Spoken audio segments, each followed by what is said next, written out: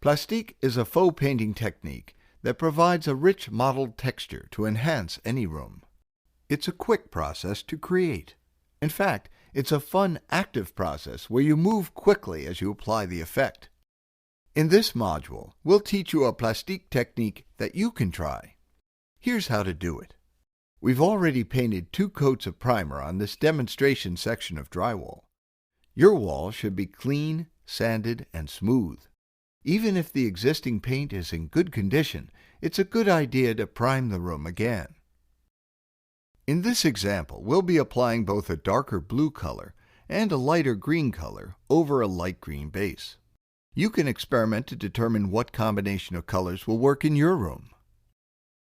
The base coat should always be either a satin or a semi-gloss finish. Never use a flat paint. We're using latex here for easy application and cleanup.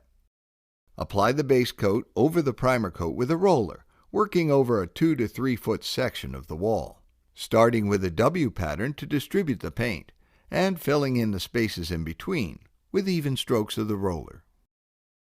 After the base coat dries, you'll often find holidays or areas of missing paint. You'll get better overall results if you give the walls another even coat of base paint.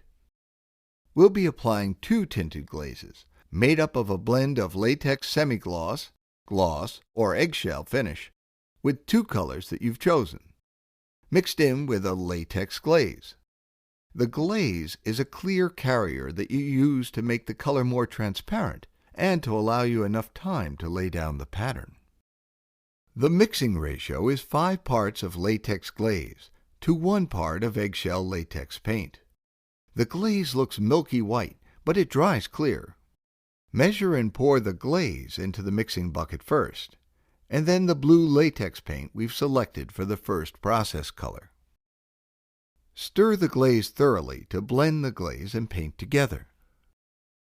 Start with a wadded up piece of soft plastic. Plastic shopping bags work well. This plastic happens to be the wrapper for a dry clean shirt. Any soft plastic wrap will do. Always start with a dark color first. It's the blue in our case. Dip the bunched up plastic into the tinted glaze mix. Wipe off the excess, and then pat the plastic in a clean roller pan to distribute the paint. Now, starting with the top corner, pat the wall with the plastic wrap, evenly laying out an interesting pattern. Now, starting with another clean piece of plastic, wad it into a pad and dip it into the lighter blue highlight color, which is our second process color. Gently pat this color over the first color, randomly blending the 2 patterns together. When you've covered the area with bits of each color, return to the original darker color, and dipping the original plastic into the darker color, pat it on the roller tray to distribute the paint, and then randomly distribute the paint pattern over the neighboring area. This is considered an additive faux painting technique because you're adding the paint to the wall with a wadded up plastic. When you've successfully covered the new area, switch back to the lighter color and repeat the process, gently patting the lighter color over the darker color. The trick to the plastique faux painting process is keeping the work area neat, clean, and organized so that you can move quickly from the first process color to the second process color and back again. The idea is to create your own artistic pattern, keeping the abstract design interesting. Note how you just lightly tap the wall to create the pattern, and rotate the wadded plastic when it gets too saturated with glaze.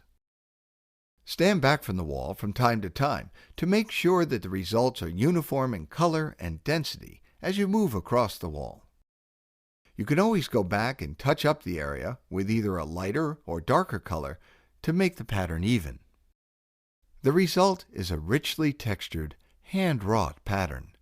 Your friends will never imagine that you created it in just a few hours with a handful of wadded-up plastic.